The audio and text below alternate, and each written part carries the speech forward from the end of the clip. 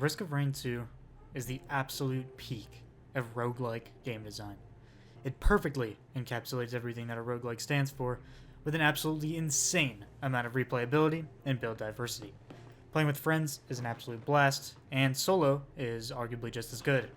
And now with the new expansion, Survivors of the Void, the game has reached an even greater level of replayability and diversity across the runs. So let's talk about Risk of Rain 2 and its masterfully crafted gameplay loop.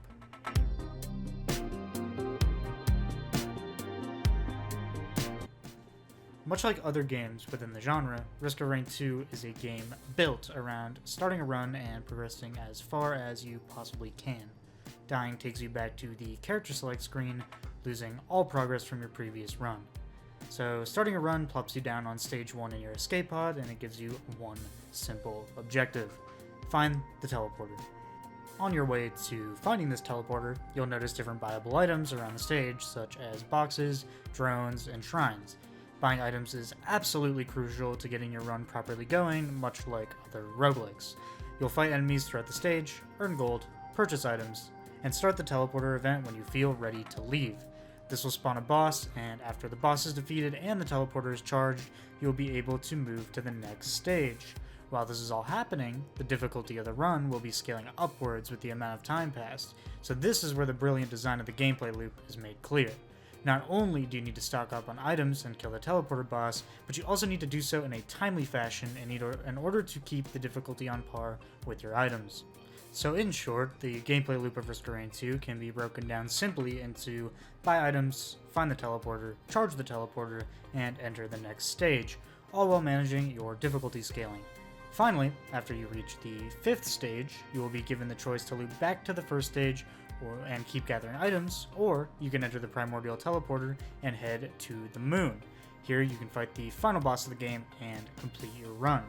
Now, there are also two other places you can go to beat the game, one of them being the obelisk, which appears on stage 8, the celestial portal, and the other one being the void portal added in the newest DLC, which will take you to the DLC boss, and that portal can be accessed in a number of ways.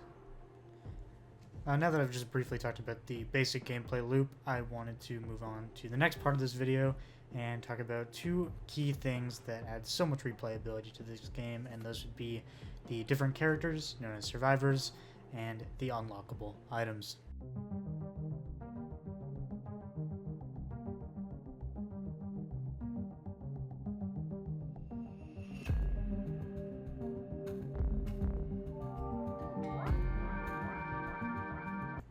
So, when you die and you lose all your progress in Risk of Rain 2, it would beg the question to many players, what am I even playing this for if nothing is permanent? Well, there are actually a fuck ton of unlockables in Risk of Rain 2. Every single achievement in the game unlocks a new character, item, ability, or skin, and there are a whopping 118 achievements. Yeah, that means there are 118 different things for you to unlock in Risk of Rain 2 that can all change the way you approach each and every run. So, let's start with the survivors, the playable characters of Risk of Rain 2. Survivors are the bread and butter of your runs that will determine what kind of playstyle you adapt and which items you favor. The basic survivor that you start with is the Commando, a very bare-bones survivor with nothing more than some simple shooting abilities and a dodge roll for mobility. While he is a serviceable character and absolutely viable to get runs with, he is a very simple design, especially when compared with his unlockable counterparts. There are 11 survivors in the base game of Risk of Rain 2, as well as one secret one that you can transform into within a run, and there are also 2 DLC survivors, so bumping up the total number of unique characters in Risk of Rain 2 to 14. All 14 of these survivors play drastically differently from one another, and immensely boost the replayability and variety within runs. Let's take the Mercenary for example, my personal favorite survivor. He's an extremely quick, melee-based survivor based around invincibility frames on each of his moves. These keep him alive since he has to get close. He also applies his own debuff to enemies, which reduces his own ability cooldowns in order to keep looping his debuff and his cooldowns. On top of this, he has an unlockable skill that replaces one of his melee attacks with a massive sword projectile, allowing even greater diversity within just one character's runs. you have the decision to make on whether you'd like to abandon the invincibility frames for a ranged attack, so you don't actually need the invincibility frames anymore because you can hit them from far away. It completely changes the way you would approach the game, just as this one character being Mercenary. Now let's take Mercenary and his kit and compare it to another melee survivor in the game, Acrid. Acrid is a poison-based doggy, and just like Mercenary, he has a melee-based primary attack. However, that's not the core of his kit, whereas with Mercenary, it very much is because of the debuff. Acrid's melee ability is actually the least important part of his kit because he has poison debuffs on all of his other moves, and those poison debuffs bring the enemies down to 1 HP.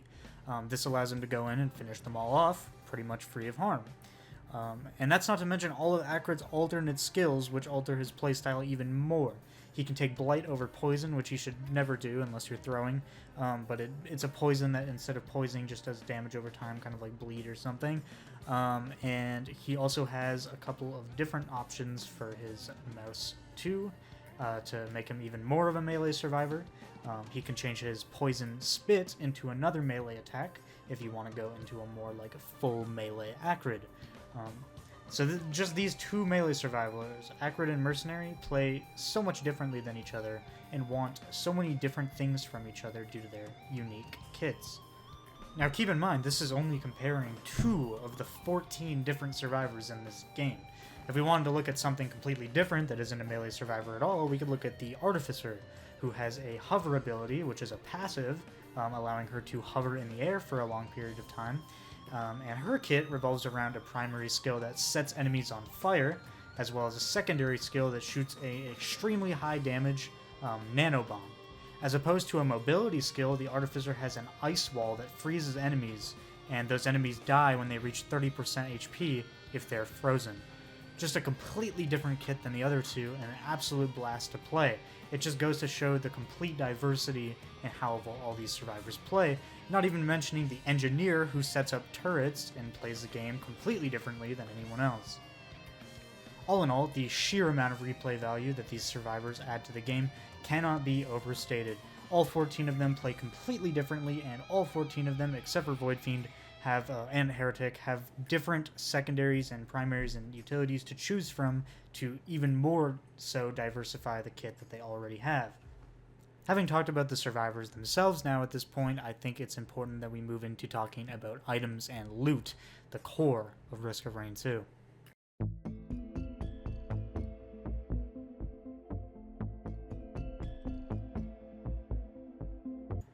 While the character you play may greatly influence the way you approach certain enemy engagements in the run, there is one aspect of gameplay that is more important than all others in Risk of Rain 2. This aspect is the loot. Items and loot are the absolute core of Risk of Rain 2, and this is what makes the game so vastly replayable as a roguelike game. There are a total of 175 items and equipment to collect and utilize in the game, all of which have varying effects on you and your run. Items are divided into 7 separate categories. The basic 5 we're going to talk about in this section are commons, uncommons, legendaries, equipment, and boss items. These are white, green, red, orange, and yellow items respectively. There is an absolute insane amount of item variety within each of these categories, including the chance to bleed enemies, chaining lightning bolts between enemies, turning all of your attacks into explosives, and even shooting mini fire wisps while you hold sprint near enemies. As for the orange tier item, these take up another slot on your hotbar and give you an additional ability essentially. One of my favorites is the Trophy Hunter's Tricorn equipment, which is a one-time use equipment, allowing you to instantly kill a boss enemy and pick up its boss item, that's its yellow item. But these 5 categories aren't all that Risk of Rain 2 has to offer. There are 2 more categories that are perhaps even more interesting, but I'm going to save those for the next section of this video. So, how do you collect items, and why are items so important anyways? Well, collecting items is as simple as killing enemies for money and buying chests. These chests vary in quality. There are standard chests and there are large chests. Large chests have a much higher chance to drop a red item, which is a legendary, and a guaranteed chance to drop a green.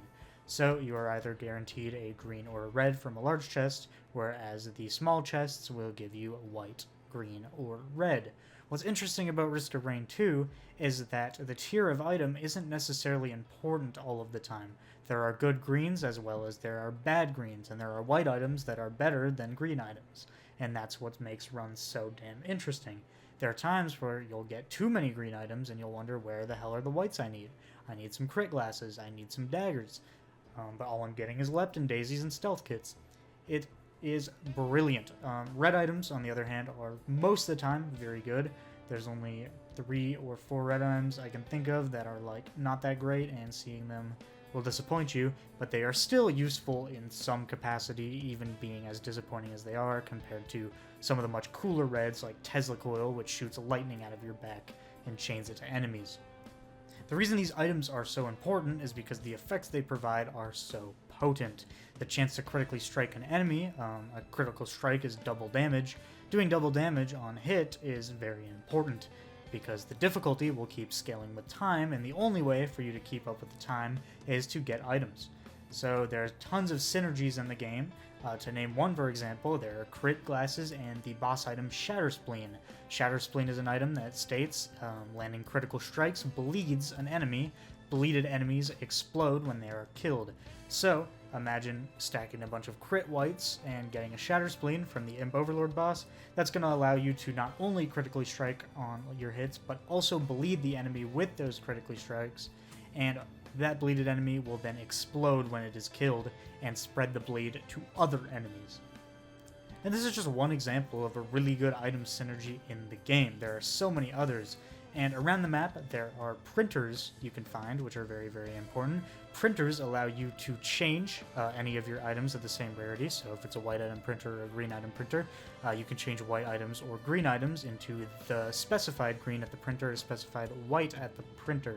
So if you find like a critical strike glass printer, you're going to want to buy a bunch of them, because then you can get yourself a guaranteed crit chance. And it adds this other risk element to the game, where you can look at your items and say, well, if my printer takes the item that I want it to take, this is really good for me. But if it prints out one of my best items and takes that in exchange for the new item, then that's going to hurt my overall build quality.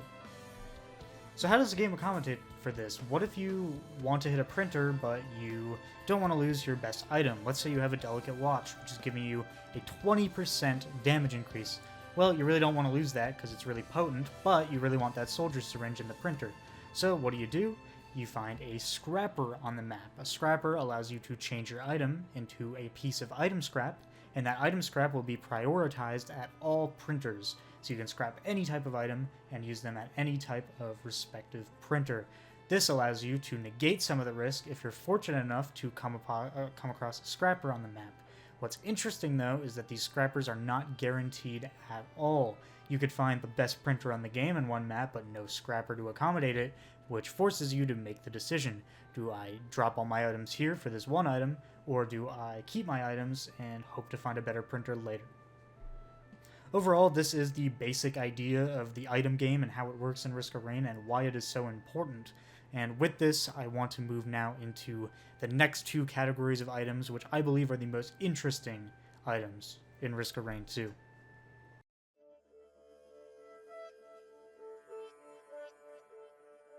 In this next section of the video, I want to talk about the 2 other types of items that we didn't cover in the last section, being the blue and purple items, the lunar items, and void items. These are perhaps my favorite inclusions in the entire game, offering some of the most potent item effects imaginable, but at a cost. These items really put the risk into Risk of Rain. The idea of lunar items is that they provide a very powerful boon, however they come at a cost. One of my favorite lunar items, for instance, would be the shaped glass. It halves your total health, but it doubles your total damage. The real risk of taking this item is that it removes something called your one-shot protection. What one-shot protection does, basically, is that when you're at full HP, the game protects you from being one-shot by anything. So if you're at a full amount of HP, you'll see in your health bar, kind of the last little part of your health bar has like these shaded lines on it. You'll be able to see it in the footage of the video. Those shaded lines mean that you have your one-shot protection currently.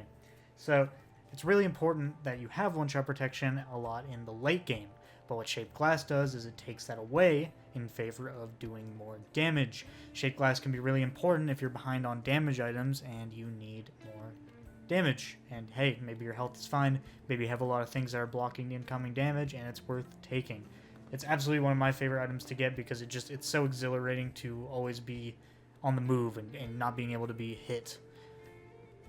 Another interesting thing that these lunar items allow you to do is if you find the 4 Heresy lunar items, it allows you to transform into that 12th base game survivor I alluded to earlier that was a secret.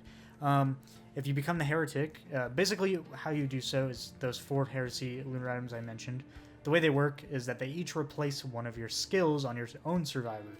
So Visions of Heresy replaces your mouse 1, Strides of Heresy replaces your control, Hooks of Heresy replaces your mouse 2, and Essence of Heresy replaces your R. Those are just the default keybinds on PC, so if you have different ones, I assume you know what I mean. What's interesting about the Heretic is that no matter what, you cannot get him onto the character select screen without mods or whatever. So the way it works is that the Heretic is a character that you can only transform into by picking up those 4 items in a run. And the Heretic is actually an extremely powerful character and probably worth taking those 4 items on, depending on the run. Another really interesting lunar item in my opinion would be the Eulogy 0 item. What this does is it gives you a 5% chance to find a lunar item on any given stage. Like any item that is on the stage has a 5% chance to be a lunar item.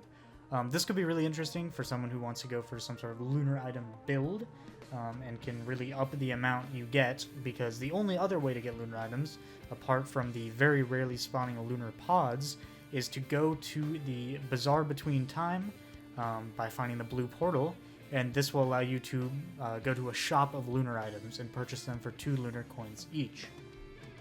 Overall, I think lunar items are like one of the best aspects of the game in terms of replayability. Because once you get bored of just getting those like really good builds that get consistent runs, and you know you can get consistent runs, it's a lot more fun to fuck around with these lunar items that actively could be detrimental to your run, and try to win despite that. Lunar items aside though, the new type of item, the void items, are also one of my favorite types of items, and something I also wanted to separate into this category because I believe they're still more of a risk-reward type of thing. They aren't nearly as risky as lunar items, as they don't actively provide a debuff to you, necessarily, but what they do is they replace an item in your inventory with that new void item. They corrupt it, per se, so that any future instance of that item you get, it becomes the void item instead. One of my favorite examples of this is actually the Lost Seer's lenses. What these guys do is they replace your critical strike glasses that we were talking about earlier, and they turn them into a 0.5% chance to instant kill any enemy. The reason I think these guys are so cool is because, well, glasses are really good early game, increasing your crit chance. Eventually, you get over 100% crit chance, and you're just wasting item slots, because at the end of the day, what are you doing with more than 10 glasses when you have a guaranteed crit chance? It's not like it does any more damage past that point. So, if you're fortunate enough to stumble upon some Lost Seer's lenses, you could replace those glasses and get a chance to instant kill as opposed to a chance to crit. But what if you find those Lost Seer's lenses early where critting might be more important to you? You really have to weigh the option. Do I want this 0.5% chance to one-shot, or do I want to get it later in the run if I'm lucky enough? I really like the thinking process between picking up a void item, because they're much better than lunar items in terms of, like, it wouldn't be actively horrible to pick any of them up, but you do still have to think, is this better for my run or worse for my run? In essence, these two types of items are kind of like what the Binding of Isaac does with having actively detrimental items, but it makes it very clear to you which items will be detrimental to you. Any blue item you really need to consider picking up or know what to do, or know what it does before you pick it up. Whereas in the Binding of Isaac, just any basic item could fuck over your entire run if you don't know what it does. It's a really basic level of communication, and it doesn't spoil what the item does for you necessarily, but the blue icon essentially just gives you a warning, hey, this item is going to have one positive and one negative, are you sure you want to pick it up? Having gone over items now and survivors and the core gameplay itself, we've pretty much covered all of the main stuff in Risk of Rain 2. But now I want to get into some of the secrets and the extras, because I think there's some really interesting stuff to delve into here.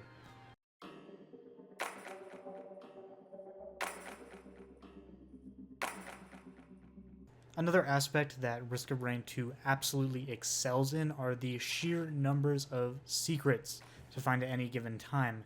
One of my favorite ideas being the artifacts. Around each and every stage, there are hidden artifact codes that can be found.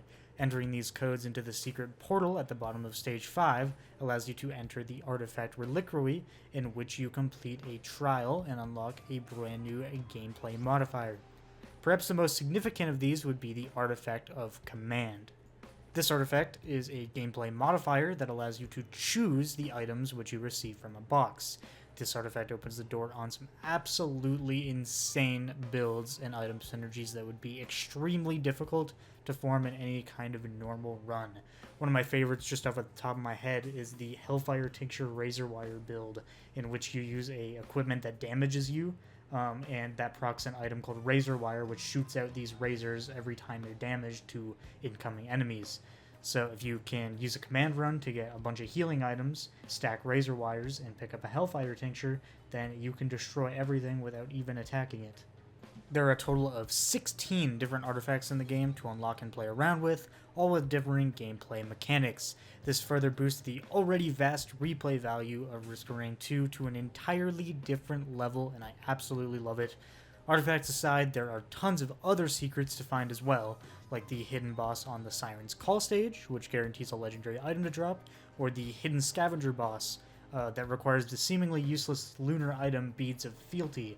If you go to the Celestial Portal with Beads of Fealty, you'll be taken to a secret boss fight with a scavenger. So on top of all the characters, items, and abilities to unlock, there are several other fun and exciting secrets for you to go find, and that's not even mentioning some of the other stuff like void fields. Now, to top everything off in a game with this much replayability, there are also various different game modes and extras to play in order to change up the typical gameplay loop. I also want to talk about those in this section of the video. Let's take the new Simulacrum game mode from the DLC, for instance. This game mode is a wave-based defense game mode where you sit in like a specific radius and you fight off enemies to progress waves in order to fight bosses. It's a very simple twist on the game mode. It's like a normal wave defense type of game mode, which works really, really well in the concept of Risk of Rain, and it just adds a whole other replay value layer to the game.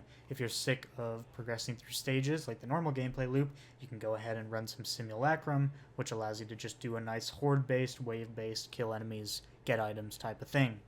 But maybe you really are a fan of the normal gameplay loop, but you're a little bored because you've gotten really good at the game at this point, and even the Monsoon difficulty isn't quite doing it for you.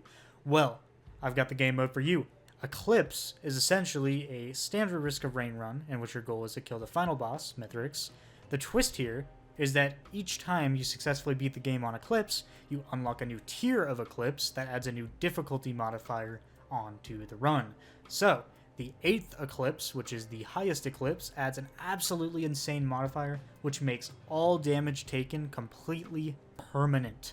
This means when you take damage, you lose a chunk of your health forever. You cannot heal it back. So if you feel like you've mastered Risk of Rain and there's not much more left for you to improve upon, then this game mode is definitely something to check out.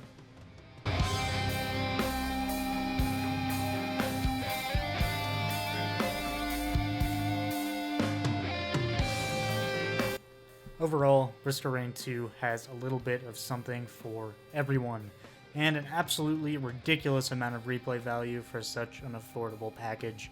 It allows for several different approaches just within its own basic gameplay loop, and tons of extra game modes for those who want them. This game has eaten up so much of my time lately, and with this video I hope to have spread this addiction to more people.